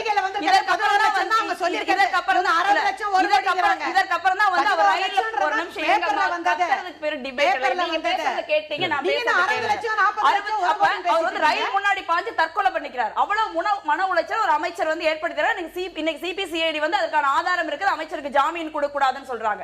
ககன்தீப் சிங் பேடி அவர்கள் அறிக்கைக்கு அப்புறம் அன்னைக்கு அங்கிருந்த கலெக்டர் மாற்றப்பட்டது மட்டுமல்ல, சுப்ரீம் கோர்ட் வரைக்கும் போய் தான் சகாயம் கமிட்டியோட அப்பாயின்மெண்ட் வந்து அப்பீல் பண்ணப்பட்டது. அது மட்டுமல்ல, மீனவர்கள் வழங்கப்படும் டீசலில் ஊழல் இன்னைக்கு நாங்க சொல்லியிருக்கோம். 100 லிட்டர் மீனவர்களுக்கு டீசல் கொடுக்கிறதுக்கு பதிலா 68 லிட்டர் தான் கொடுத்தாங்க. மீனவர்கள் போராடினாங்க. ஆவின் பாலில் கலப்படம், ஒரு நிமிஷம் இருங்க, ஆவின் பாலில் கலப்படம்ங்கிறதுக்காக அதிமுக காரர் மேல இன்னைக்கு ஜெயில இருக்காரு. எதுக்கு ஆதாரம் இல்லை நீங்க சொல்லுங்க. என்னுடைய கேள்வி என்னன்னா, இந்த ஆதாரங்களை நீங்க தயார் பண்றீங்க, ஆளுநரிடம் கொடுக்குறீங்க, உங்களுடைய எண்ட் ரிசல்ட் எதை நோக்கி இந்த இயக்கத்தை நடத்துறீங்க? இந்த அரசை கலைப்பது அப்படின்னா இன்னும் அடுத்த கட்டத்துக்கு நீங்க நகரணும். அடுத்த கட்ட நகரவை நோக்கி நீங்க நகர மாதிரி தெரியல. இன்னொரு பட்டியல் கொடுப்பேன், 3வது பட்டியல் கொடுப்பேன், 4வது பட்டியல் கொடுப்பேன் தான் சொல்லிட்டு இருக்கீங்க. இந்த பட்டியல உங்களுடைய எந்த இடத்துல வலுவாக நீங்க வேலை செஞ்சிருக்கீங்க அப்படிங்கிறது மக்கள் மன்றத்தில் இன்னைக்கு வரைக்கும் வரல. நான் அதான் நான் சொன்னேன். இப்போ இவங்க சொல்றாங்க குற்றம் கண்டுபிடிச்சே பேர் வாங்குறது அப்படி. இன்னைக்கு பல தமிழக முதல் அமைச்சர்களின் பெயரே EVKS இளங்கோவன் ஊழல் பட்டியல் சொல்ல ஆரம்பிச்சவர் தான் அமைச்சர்கள் பெயர் என்னன்னு மக்களுக்கு தெரிஞ்சது. இன்னைக்கு அதிமுக அமைச்சர்களை தூங்க விடாமல் வந்து EVKS இளங்கோவன் அறிக்கை விரட்டுகிறது என்பது ஒரு விஷயம். இதுக்கு முன்னாடி யார் பேர் தெரியும் சொல்லுங்க. இளங்கோவன் சொல்லாதீங்க, அமைச்சர்களோட பேர் யாருக்கு தெரியும் நீங்க சொல்லுங்க பார்க்கலாம். அதாவது குற்றம் சொல்றதையே வாடிக்கையாக வச்சுக்கிட்டு இருக்கணுங்கிற நிலையில இருக்காங்க. என்ன காரணம் அப்படின்னு இல்ல, என்ன காரணம் அப்படின்னு கேட்டீங்கன்னா, வரப்போற தேர்தலுக்கு உங்க அலைவலா இருந்தாதான் கூட்டணியே கிடைக்கும் உங்களுக்கு. இல்லைன்னா கூட்டணி கிடைக்கிறதுக்கே வாய்ப்பு இல்லை. அதனால அவர் இளங்கோவன் என்ன பண்றாரு, அதே மாதிரி தான் அவங்கள்ட்ட இருந்து பிரிஞ்சு போன குரூப்புகளை என்ன பண்றாங்க, தங்களை அலைவா வச்சுக்கணும் அப்படிங்கிறதுக்காகத்தான் இந்த மாதிரி உள்ள டிராமாஸ் எல்லாம் கண்டினியூவா நடந்துகிட்டு இருக்கு, கொடுத்துட்டு இருக்காங்க, போய்கிட்டு இருக்காங்க, செயல்பட்டு இருக்காங்க. அதே மாதிரி அரசு செயல்படலைன்னு ஒரு குற்றச்சாட்டு சொல்றீங்க. அரசு செயல்படலைன்னா அரசுல இருக்க அதிகாரிகள் யாருமே வேலை செய்யலையா, யாருமே சம்பளம் வாங்கலையா, அரசு நடக்கவே இல்லையா, IAS எல்லாம் கிடையாதா, அட்மினிஸ்ட்ரேஷன் நடக்கவே இல்லையா? அப்ப நம்ம தமிழகத்துக்கு ஒரு கவர்னர் இருக்காரு, அந்த கவர்னர் இதையெல்லாம் பார்த்துக்கிட்டு தான் இருக்காரா? அப்ப இதெல்லாம் அவர் கவனிக்க மாட்டாராங்கிற கேள்வி எல்லாம் இதுல. தினசரி நிர்வாகம் செயல்படவில்லை அப்படின்னு நீங்க யாரும் குற்றச்சாட்டுகள் வைக்கல. புதிய திட்டங்கள் மக்களிடம் அறிவிக்கப்பட்ட திட்டங்கள் ஏன் வரலைங்கிற கேள்வி இருக்குல்ல. புதிய திட்டங்கள்லாம் செயல்பட்டுட்டு இருக்கு. செயல்படலைங்கிறத நீங்க எப்படி சொல்ல வர்றீங்கன்னா, இல்ல செயல்படலைங்கிறத எப்படி சொல்ல வர்றீங்கன்னு சொன்னா, இந்த முன்னாள் முதல்வர் மக்களின் முதல்வருடைய அந்த கேஸுக்கு பின்னாலதான் இப்படி எல்லாம் ஒரு நாடகத்தை கிரியேட் பண்ணி கொண்டு வர்றீங்க. எல்லாருமே சுத்தி சுத்தி எதை சொல்ல வர்றீங்க, அவங்க அந்த கேஸ் ஆகி அவங்க அந்த வெளியே போனதுக்கு அப்புறம் அந்த ஒரு டேட்டா பிக்ஸ் பண்ணிக்கிட்டு இந்த டேட்ல இருந்து இது நடக்கல, அது நடக்கல, இது போகல, அது வரலைன்னு சொல்றீங்களே ஒழிய அரசு செயல்படுதுங்கிறத யாருமே ஏத்துக்கிற ரெடியா இல்ல. எல்லாருமாக சேர்ந்து என்னன்னா, எப்படியாவது இந்த அரசு மேல குற்றச்சாட்டு பண்ணி இந்த அரசை வந்து எப்படியாவது இது பண்ணணும், ஒண்ணும் பண்ண முடியாது. ஜெயலலிதா அதிகாரத்தில் இருந்தவரை எதிர்க்கட்சிகள் பயந்திருந்தாங்க அப்படின்னு சொல்ல இல்ல இல்ல, எதிர்க்கட்சிகளுக்கு சரியா பதில் சொல்லிட்டு இருந்தாங்க. புரியுதா உங்களுக்கு? எதிர்க்கட்சிகளுக்கு சரியா பதில் சொல்லிட்டு இருந்தாங்க. இல்ல இல்ல சார் சொல்றாரு, செயல்பட்டு இருக்கு, இந்த அரசாங்கம் செயல்பட்டு கொண்டிருக்கிறதுன்றார். நாங்க என்ன கேட்கிறோம்னா, செயல்படுவதற்கு ஏதாவது ஒரு உதாரணத்தை, ஒரு ஆதாரத்தை நீங்க சொல்லணும். ஒண்ணு ஓபிஎஸ் தான் செயல்படல அப்படிங்கிற மாதிரி அவரே சொல்றாரு. ஓபிஎஸ் செயல்படல நாங்க சொல்லல. மொத்தமாவே 4 வருஷமாவே அதிமுக ஆட்சியில நீங்க உண்டாக்கிய திட்டங்கள் எது? 4 வருட காலத்தில் ஓபிஎஸ் முதல்வர் அவரை தன்னை முதல்வர் என்று அறிவித்துக் கொள்ள தேவையில்லாம சொல்றது. அவரை ஓபிஎஸ் ஓ பன்னீர்செல்வம் அவர்கள் நீங்க முதல்வர் என்றீங்க, அவரை தன்னை முதல்வர் என்று அழைத்துக் கொள்ள சொல்லுங்க. முதலமைச்சர் முதலமைச்சர் சொல்லிக்கிறது சொல்லிக்கல. இன்னொன்னு என்னன்னா, இப்ப இந்த 4 வருஷத்துலயுமே எதையுமே செய்யல அப்படிங்கறதான் திமுகவோட குற்றச்சாட்டு. வணக்கத்திற்குரிய தளபதி கூட இன்னைக்கு அவருடைய திறந்த மடல்ல தெளிவா சொல்லியிருக்கிறார். இது வரைக்கும் 110ல நீங்க அறிவிச்ச திட்டங்கள் எதை செயல்படுத்திருக்கீங்க ஒண்ணு சொல்லுங்க. ஒண்ணுல இங்க இருந்து திருவான்மியூர்ல இருந்து மகாபலிபுரம் வரைக்கும் 45 கிலோமீட்டர் நீளத்திற்கு ஒரு பறக்கும் மேம்பால சாலை திட்டம் அமைக்கப்படும் முதலமைச்சர் இந்த ஜெயலலிதா 2008ல சட்டமன்றத்தில் அறிவிச்சாங்க. 110ல என்னாச்சு? இது வரைக்கும் திட்ட மதிப்பீடுகள் இல்ல, எஸ்டிமேட் கூட இல்ல, ப்ரொபோசலை கிரியேட் பண்ணல. அது ஒண்ணு. அது மாதிரி இப்ப மதுரையில போய் இது தமிழ் தாய்க்கு சிலை அமைப்பு 100 கோடி ரூபாய் செலவுலன்னு சொன்னாங்க. அதுக்கான திட்ட மதிப்பீடுகள் இன்னும் ப்ரொபோசலை கிரியேட் பண்ணல. இந்த மாதிரி இடத்துல தான் இந்த வேரியேஷனை திறந்த மடல் அவர் எழுதும்போது இந்த திட்டங்கள் எல்லாம் செயல்படுத்தப்பட்ட திட்டங்கள், இந்த திட்டங்கள் தான் செயல்படுத்தப்பட்ட திட்டங்கள்ன்ற வேரியேஷன் அவர் கொடுக்கவே இல்லையே. இல்ல எதுவுமே செயல்படுத்தலங்கிறதா. ஒன்னே ஒன்னு சொல்லியிருக்கிறார். என்னுடைய கேள்வி, இந்த ஆட்சி பிரதானமாக செய்து கொண்டிருப்பது டாஸ்மாக் விஷயத்தில் அந்த விற்பனையை கூட்டுகிற, அந்த கூடுதலாக்குகிற அந்த ஒரு செய்தியை அந்த ஒன்ன தவிர வேற எதையும் செய்யலன்றார். டாஸ்மார்க்க அந்த விற்பனையை கூடுதலாக்குவதற்கு என்ன வழியெல்லாம் செய்யலாம் அப்படிங்கிற அந்த ஒரு யோசனையை தவிர வேற எதுவுமே செய்யலங்கிறார். திமுக ஆட்சி காலத்தில் டாஸ்மாக் இல்லன்னு சொல்லலங்க, நானு இல்லன்னு சொல்லல. திமுக இதை டாஸ்மார்க்க அரசாங்கமே எடுத்து நடத்துறதுங்கிறது திமுக எடுத்த முடிவு இல்ல. இது அரசாங்கம் தான் இந்த சாராயத்தை விக்கிறன்னு சொல்லி ஆரம்பிச்சது, திமுக அப்படி இல்ல. இல்ல இந்த 4 ஆண்டுகளாக இந்த அரசு எவ்வளவு வேலை இருக்கு. இப்ப போய் சாராயம் விக்கிறது அந்த அரசாங்கத்தோட வேலை சாராயம் விக்கிறது. 4 ஆண்டுகளாக இந்த அரசு எதுவுமே செயல்படுத்தவில்லை அப்படின்னா, இந்த அரசனுடைய 3 ஆண்டு காலம் இறுதிப்படுத்த அந்த காலகட்டத்தில் நடந்த நாடாளுமன்ற தேர்தலில் ஒரு அறுதி பெரும்பான்மையுடன் இந்த அரசு ஜெயிச்சிருக்கிறது. அதிமுக அரசின் சாதனைகளுக்கு கிடைத்த ஓட்டு அல்ல, இது இந்த மாநில அரசாங்கத்தின் செயல்பாடுகளுக்கு கிடைத்த வாக்குகள் என்று அதை எடுத்துக்கொள்ள முடியாது. ஒட்டுமொத்தமாக மத்திய அரசாங்கத்தில் யார் வர வேண்டும் என்கின்ற அந்த ஒரு அடிப்படையில் நடைபெற்ற தேர்தல் தான் ஜெயலலிதாவின் சாதனைக்கு கிடைத்த அங்கீகாரம் என்று அந்த தேர்தலை எடுத்துக்கொள்ளவே முடியாது. ஜெயலலிதாவின் சாதனைகளுக்கு கிடைத்த அங்கீகாரம் என்று எடுத்துக்கொள்ளவே முடியாது. இத்தனை திட்டங்கள் நிறைவேற்றப்பட்டன, ஆனால் இத்தனை திட்டங்கள் அறிவிக்கப்பட்டு இல்ல, நிறைவேற்றப்பட்ட திட்டங்களை இல்ல. இப்ப 2 பேர் அதிமுக சார்பில், அதிகாரப்பூர்வமான அதிமுக சார்பில் அம்மையார் அவர்களும், அதிமுகவின் தோழமை என்கின்ற பெயரில் மரியாதைக்குரிய சார் அவர்களும் வந்திருக்கிறார்கள். இவங்க 2 பேருமே நாங்க 4 வருஷத்துல என்னென்ன திட்டங்களை, மின் உற்பத்திக்கான திட்டங்கள் இதையெல்லாம் நிறைவேற்றி இருக்கிறோம். தொழிற்சாலைகளை புதிதாக என்னென்ன தொழிற்சாலைகளுக்கெல்லாம் நாங்கள் ஒப்பந்தம் போட்டு இருக்கிறோம். தமிழகத்தின் அதாவது ஒண்ணு இல்ல இவங்க மின்சாரத்தை பத்தி சொல்றாங்க. 2006ல அம்மா ஆட்சி விட்டு இருக்கும்போது 7500 மெகாவாட் உற்பத்தி பண்ணி மின்மிகை மாநிலமா தமிழ்நாடு இருந்தது. அதற்கு பிறகு 5 வருஷம் ஆண்ட மைனாரிட்டி திமுக ஆட்சியில 5 வருஷம் கழிச்சு அவங்க ஆட்சி விட்டு வரும்போது வெறும் 8000 மெகாவாட் தான் மின் உற்பத்தி இருந்தது. 18 மணி நேரம் எல்லாம் மின்வெட்டு இருந்தது. இவங்களுடைய மக்கள் இது யாராவது உண்மையிலே யாராவது கேட்டா சிரிப்பாங்க, பாக்குறவங்க சிரிப்பாங்க. 18 மணி நேரமும் 20 மணி நேரமும் மின்தடை இருக்கிறது ஜெயலலிதா அரசாங்கம் வந்ததுக்கு அப்புறம் பின்னாடியா முன்னாடியாங்கிறது ஜனங்களுக்கு தெரியும். தொழிற்சாலைகள் தொடங்கப்படல. நாங்க கூகுள் போங்க, எல்லாரும் நெட் வச்சிருக்கீங்க, எல்லாரும் நெட்ல போறீங்க. go to the Google, just open and ask for what are the new industries held in ADMK period from 1991 96 then to 93 அம்மாவோட 2001 to 2005. the efficient performance இல்ல 2011 க்குள்ள வந்தாங்க. இல்ல நான் சொல்றேன், இவங்க சொல்றாருல இவங்க ஆட்சி 2011 இல்ல 2011ல இருந்து 2015க்குள்ள இந்த 4 வருஷத்துல நீங்க சாதிச்சது என்னங்கறத இப்ப கேளுங்க. இன்னைக்கு குழந்தை இல்ல வேற கலர் டிவியை கொடுத்து மக்களை ஏமாத்திட்டு போனாங்க, மக்கள் வரி பணத்துல கொடுத்தாங்க. இல்ல இந்த 4 வருஷத்துல நீங்க தொடங்குனா நீங்க சாதிச்ச விஷயங்களை சொல்லுங்க. பட்டியலை கொடுங்க. திசை திருப்புறதுங்கிறது இல்ல பட்டியலை சொல்லட்டேன். 11 இருந்து 2015க்கு இடையிலான இந்த 4 ஆண்டு காலத்தில் நீங்கள் செய்த ஒரே ஒரு சாதனையை சொல்லுங்க. காவேரி நடுவர் மன்ற தீர்ப்பை இவங்க விட்டுட்டு போனதை இன்னைக்கு அரசு கெஜெட்ல கொண்டு வந்திருக்கிறது அம்மாவுடைய ஆட்சியில தான்.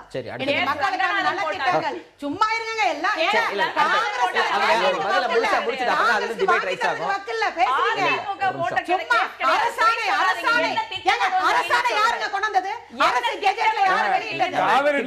காவிரி நதிநீர் நடுவர் மன்றம் அமைச்சது யாரு?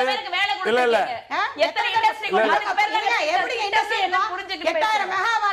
காவிரி நதிநீர் நடுவர் மன்றம் வந்தது யாரால? இதெல்லாம் அதாவது எந்த தகவலுமே தெரிஞ்சுக்காம இந்த மாதிரி செய்தி சொல்றது. தமிழ்நாட்டுக்கு ஒரு யூனிட் கரண்ட் மத்திய அரசுல இருந்து கொடுக்கல. இவங்க காங்கிரஸ் என்ன 10 வருஷத்துல இந்தியால அப்படியே வேலை வாய்ப்பு பெருக்கிட்டாங்களா? என்ன வேலை வாய்ப்பு பெருக்கிட்டாங்களா இவங்க? நான் சொல்றது நீங்க முன்ன சொன்னதுக்கு சொல்றேன். நீங்க வந்து அதிமுக இப்ப இவங்க டிபேட் திசை திருப்பாங்க. ஏதோ ஜெயலலிதா அவர்கள் சிறப்பான ஆட்சியை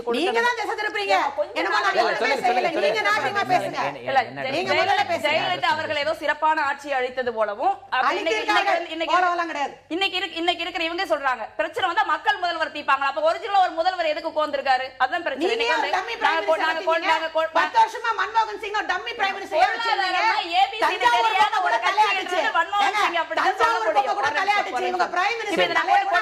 முட்டை நான் சேர்த்து 26 ஊழல்கள் பட்டியல 23 ஊழல்களின் பட்டியல் ஜெயலலிதா முதலமைச்சராக இருந்த போது நடந்தது. சகாயத்தை மிரட்டியதும் ஜெயலலிதா ஊழல் தான். கிரானைட்ல இருந்து பால் கொள்முதல்ல இருந்து டீசல்ல இருந்து எல்லாமே ஜெயலலிதா முதல்வராக நடந்த போது இருந்த ஊழல்களின் பட்டியல் தான் இது.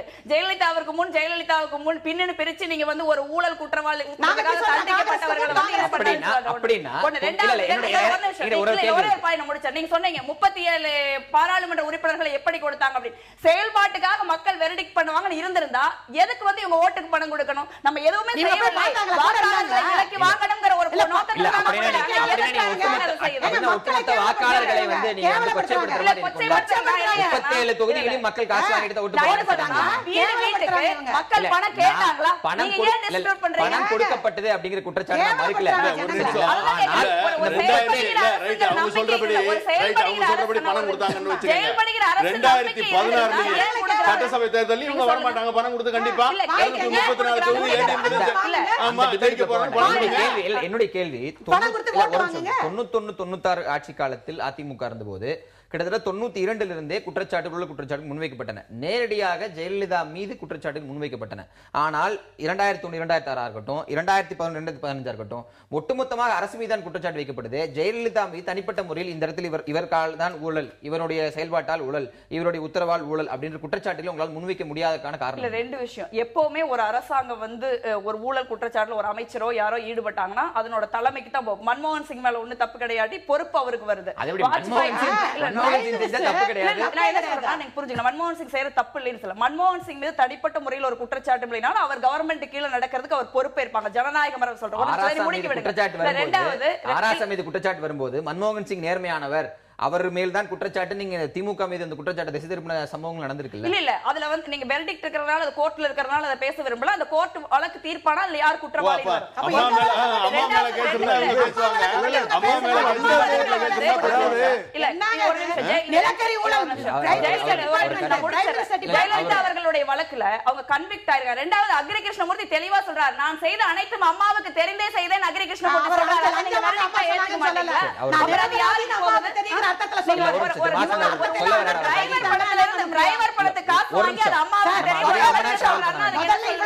காங்கிரஸ் ஒரு தொகுதியில தனியா நின்னு டெபாசிட் வாங்கி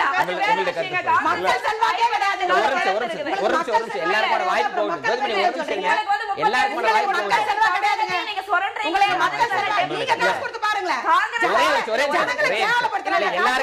எல்லாருக்குமான வாய்ப்பு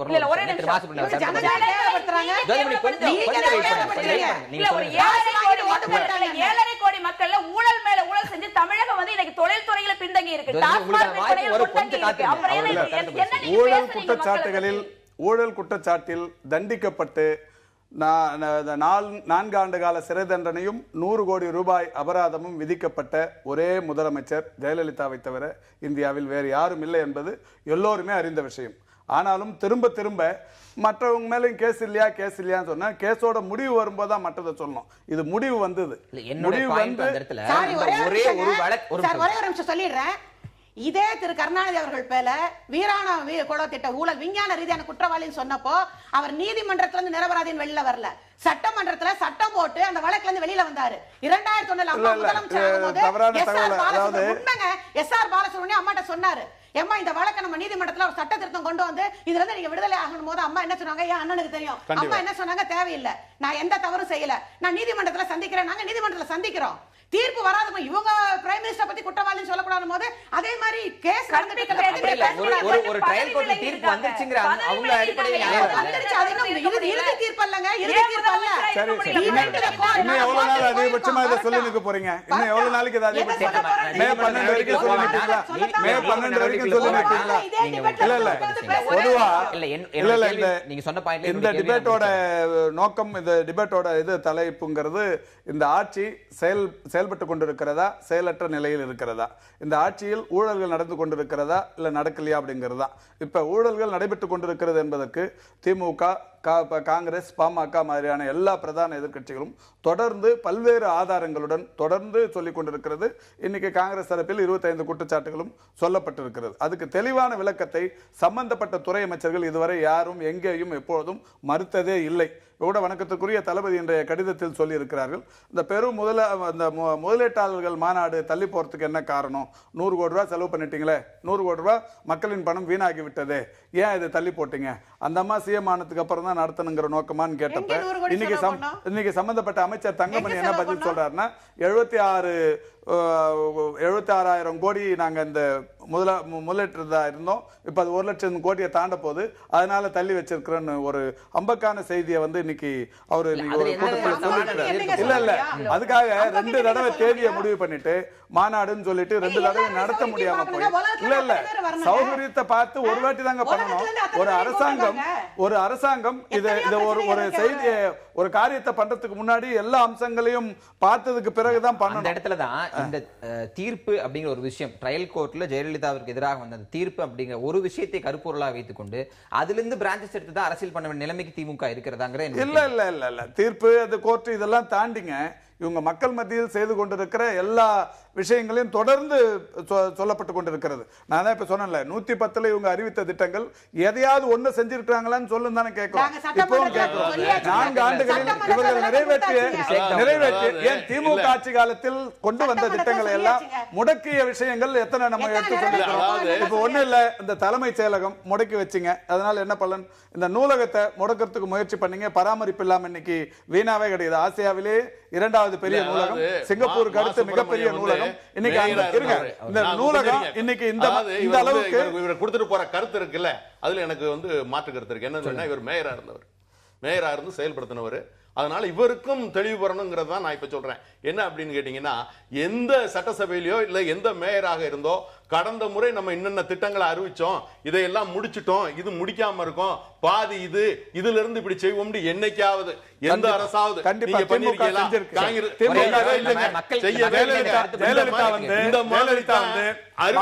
போயிட்டே இருப்பாங்க.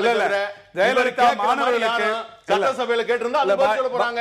எம்ஜிஆர் சத்துணவு திட்டத்தை எடுத்துட்டு வந்தார். கலைஞர் வந்து என்ன பண்ணாரு, அந்த சத்துணவை உண்மையிலேயே சத்துள்ள உணவாக மாற்றி வாரத்துக்கு 5 முட்டையும் வாழைப்பழமும் தருகிற திட்டத்தை கொண்டு வந்தது கலைஞரா இல்லையா? அந்த திட்டத்தை முடக்கினார். ஜெயலலிதா சைக்கிள் கொண்டு வந்த திட்டத்தை கலைஞர் வந்து இன்னமும் பிற்படுத்தப்பட்ட மாணவர்களுக்கு சேர்த்துதானே அந்த சைக்கிள் கொடுத்தாங்க. ஏதாவது ஒரு திட்டத்தை எம்ஜிஆரோ இல்ல ஜெயலலிதாவோ கொண்டு வந்த திட்டத்தை என்ன பண்ண மாட்டாங்க. எம்ஜிஆரோ ஜெயலலிதாவோ கொண்டு வந்த எந்த திட்டத்தையாவது இல்ல இல்ல அரசியல் காழ்ப்புணர்ச்சியோடு ஒரே ஒரு செய்தி சொல்லிடுறேன். பாய் சொன்ன மாதிரி எம்ஜிஆரோ அல்லது ஜெயலலிதாவோ அல்லது அதிமுக ஆட்சி காலத்தில் கொண்டு வரப்பட்ட எந்த திட்டத்தையாவது திமுக அரசியல் காழ்ப்புணர்ச்சியோடு முடக்கியது என்று ஒன்றை சொல்ல முடியுமா? நாங்க சொல்றோம், 100 சொல்றோம். எல்லாமே திமுக கொண்டு வந்த திட்டங்களை தொடர்ந்து அந்த மக்கள் வரிப்பணத்தை வீணடித்து முடக்கினார்கள் என்பது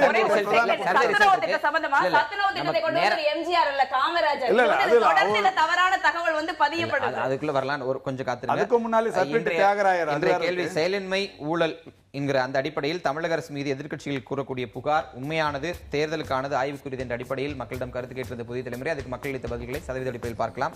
செயலின்மை ஊழல் தமிழக அரசு மீது எதிர்க்கட்சிகள் புகார் உண்மையானது என 74% பேரும், தேர்தலுக்கானது என 17% பேரும் ஆய்வுக்குரியது என 9% பேரும் தங்கள் கருத்துக்களை பதிவு செய்திருக்கிறார்கள். நம்ம நிகழ்ச்சியோட இறுதி பகுதியில் இருக்கனால திரு ஷேக் தாவூத், இந்த சர்வே ரிசல்ட்ஸ் பத்தி உங்களுடைய கருத்து என்ன?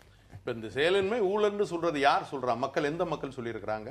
எப்படிப்பட்ட மக்கள் சொல்றாங்க? யார்? கம்ப்யூட்டர்ல உட்கார்ந்து அரசியல் ஆமா, பண்றாங்க. அதாவது யாரெல்லாம் அரசோட சம்பந்தம் இல்லாம இருக்காங்களோ அவங்க சொல்லியிருப்பாங்க. அதாவது என்ன செய்யல இந்த அரசு, என்ன செய்யல, அதாவது ஏழை எளிய மக்களுக்கு செய்யக்கூடிய திட்டமா இருந்தாலும் அந்த வார்த்தை ஏத்துக்கிறேன். நியூ மீடியால இருக்கக்கூடிய ஒரு செக்டர் ஆஃப் பீப்புள் தான் இதை சொல்றாங்க அப்படிங்கிற ஏத்துக்கிறேன். ஒட்டுமொத்த கருத்தாக இதை பிரதிபலிக்க முடியாது. ஆனால் இவருடைய தளபதியோட மருமகன் சபரீசனே ஒரு பெரிய ஐடி குரூப்பே வச்சிருக்காரு. இந்த மாதிரி டிபேட் நடக்கும்போது சார் ஒன்னு சொல்றேங்க, கம்ப்யூட்டர்ல ஓட்டு போட்டு கம்ப்யூட்டர்ல மெசேஜ் இல்ல என்னோட ஓட்டர்ஸ் இல்ல கிடையாது. அந்த மாதிரி வரக்கூடிய ஒரு செக்டர் இக்னோர் பண்ணிட முடியும். உண்மையிலேயே இக்னோர் பண்ண சொல்லல. இக்னோர் கம்ப்யூட்டர் தெரியுமா? நேரம் கடந்து போயிட்டு இருக்கு. சுருக்கமா உங்களுக்கு கிராமத்துல பெண்கள் மக்கள், அதாவது இது மக்கள் ஏற்றுக்கொண்ட அரசு, இது மக்கள் ஏற்றுக்கொண்ட அரசு, மக்களுக்காக செயல்படுற அரசு.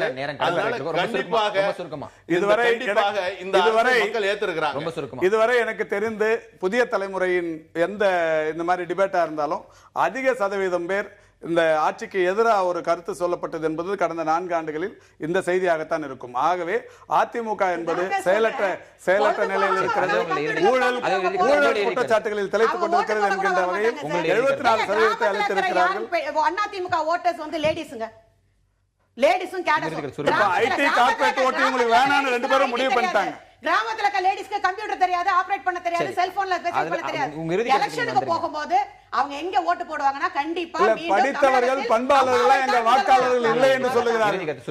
கிராமத்தில் இருக்கிறவங்க சொன்னாங்க, இப்ப 100 நாள் வேலையை எடுக்கிற ஒரு அரசுக்கு அதிமுக சப்போர்ட், விவசாய நிலங்களை பிடுங்குகிற ஒரு சட்டத்திற்கு